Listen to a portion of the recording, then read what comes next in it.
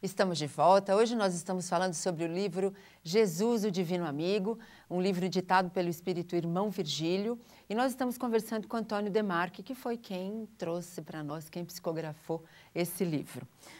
Bom, Demarque, eu acho que o nosso telespectador já percebeu que nós estamos, né, que quando fala de Jesus, o nosso ânimo muda, né? Mas eu queria que você me contasse também como que partiu essa ideia, né? De quem partiu essa ideia de escrever sobre Jesus? Foi sua, assim, você teve essa vontade e o Espírito, o irmão Virgílio te ajudou, ele que trouxe essa ideia? Na verdade, eu estava em fase de finalização do livro anterior nosso, que é o Sétimo Selo. Certo. E o irmão Virgílio me disse, ainda não tinha concluído, ele falou, o próximo livro, que é uma sequência do Sétimo Selo, porque nós estamos vivendo num momento de transição planetária. Isso. E acontecem tantas coisas e as pessoas, o ser humano nunca precisou tanto de Jesus como agora. Então, conhecer Jesus, ter a presença, sentir a presença de Jesus é de primordial importância para o ser humano que hoje vive em agonia, tribulação, dores, crises, tantos problemas. É Jesus que nos acalma. Pois é. É Jesus que nos traz o conforto espiritual que nós necessitamos. E as pessoas estão muito alheias, muito distantes. Como falamos, quando se fala em Jesus, as pessoas às vezes falam, graças a Deus, graças a Jesus, mas de uma forma assim... Automática. Automática, displicente. Isso. E não com pensamento, com conhecimento, com profundidade, pensando mesmo em Jesus. Então, quando ele me disse que após o sétimo selo, viria como se fosse uma sequência, que o Jesus, o Divino Amigo, é uma sequência do plano espiritual, no alerta nesse momento de transitoriedade que nós estamos vivendo, a transição planetária, que o ser humano nunca precisou tanto de Jesus. E tanto a história começa com uma senhora que ela não conhecia, ela achava que conhecia Jesus e não conhecia.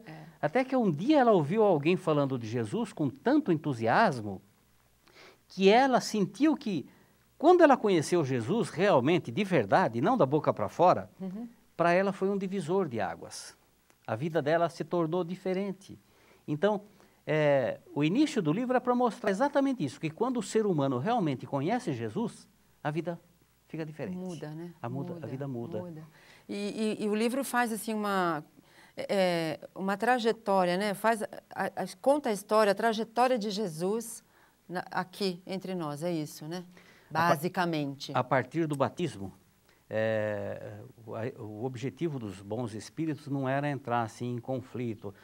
Jesus foi gerado, de que forma foi gerado? Isso. Não era esse o objetivo. É mostrar Jesus como um amigo divino, que quando olhava para o ser humano, Jesus olhava para nós, Maria Isilda, ele olhava nos nossos olhos, que os olhos são o espelho da alma. Isso. Então ele via o fundo da nossa alma. O mestre, ele via o ser humano não com seus defeitos, suas mazelas, ele via tudo aquilo que nós tínhamos de bom. E os seus ensinamentos, o seu exemplo, era no sentido de nos fazer acreditar que nós poderíamos ser melhores. Todo ensinamento, toda a trajetória de Jesus foi no sentido de ensinar e exemplificar que o ser humano poderia ser melhor do que ele era. E aí a gente chega à conclusão que nós seremos como ele, porque há quem ainda não acredite nisso, mas é claro isso, né? É claro. Nós fomos criados para ser felizes e atingirmos a perfeição. Um dia saberemos lá quando, mas é o destino de toda criatura, porque Deus, na sua imensa sabedoria, que nós ainda estamos distantes de compreender realmente o que é Deus, Ele criou a humanidade, o ser humano, para que ninguém se perdesse, todos tivessem oportunidades. E um dia realmente atingiremos a perfeição, e quando atingirmos a perfeição absoluta, seremos a semelhança do próprio Cristo. Pois é, eu acho que o livro vai tirando esses mitos, né? Essa coisa mística de que Jesus é diferente de nós, de que ele fazia milagres e que nós não podemos, e que ele derrogava leis. Não, ele não derrogava leis, ele só conhecia as leis e utilizava desse conhecimento para nos ajudar, né? Jesus, ele tinha o conhecimento das leis e da ciência. Ele sabia como manusear as energias. Pois é. Ele sabia como fazer a transmutação das células doentes por células saudáveis. fazerem numa imposição de mãos, transmitir energias boas, mas a pessoa tinha que estar receptiva.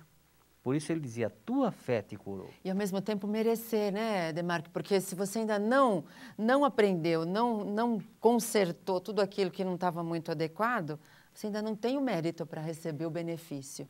Nem todas as pessoas foram curadas. Isso, E tanto que Jesus, na verdade, teve alguns casos assim que, teve um caso específico em que Jesus ele cita que após ele curar um cego, ele diz assim, esse homem não era cego, não era culpa dele nem pela culpa anterior, mas ele veio nessas condições para que pudesse se manifestar nele a glória de Deus, Exato. através dele como instrumento. Então, na verdade, às vezes a gente não tem merecimento, mas é um acréscimo de misericórdia. Isso. Então, às vezes, a lei de misericórdia é uma coisa maravilhosa. Às vezes, nós ainda estamos longe de ter merecimento, viu, Maria? Infelizmente, ainda somos assim, ainda estamos longe de ter merecimento. Mas a lei da misericórdia é maravilhosa. Então, por acréscimo de misericórdia, se a gente tiver fé, essa fé que nós falamos não é a fé cega, é a fé do conhecimento, da consciência e da sintonia. Se eu entro na sintonia do amor, do bem, eu estou oferecendo campo para a atuação dos bons espíritos que, em nome de Deus, operam ainda hoje. Pois é, não é aquela fé que só se manifesta também quando está tudo bom, né? Também não. Na hora que aparece um obstáculo, por menor que seja... Aí a fé vai para o brejo. Acabou a fé.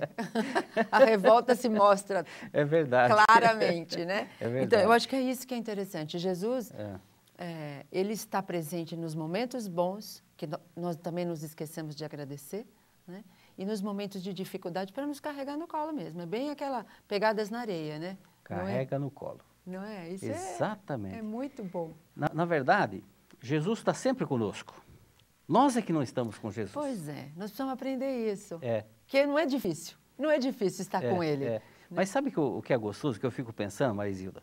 Eu fico imaginando, e eu tive o privilégio, porque quando eu faço a psicografia, eu vejo a cena, era como se eu estivesse fazendo uma viagem. Certo, que maravilha. Mas eu imagino as pessoas frente a frente com Jesus. Eu também, eu sonho com isso às vezes, sabe? Porque eu acho isso uma coisa extraordinária. Como que nós perdemos essa oportunidade? E ele era tão paciente com as pessoas, porque o maior contador de história foi Jesus. Pois é.